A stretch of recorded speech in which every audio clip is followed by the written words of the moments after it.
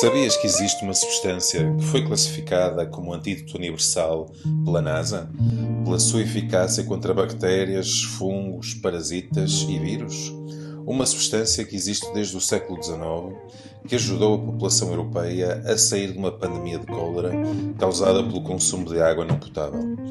Essa substância oxigena os tecidos e o sangue, eliminando trombos, regula o pH do corpo e melhora a produção de energia dentro das nossas células. Foi testada na malária, tendo-se mostrado 100% eficaz. Mostrou de novo a sua eficácia no Covid, mas continua a viver no anonimato por interesses económicos. Essa substância é o dióxido de cloro.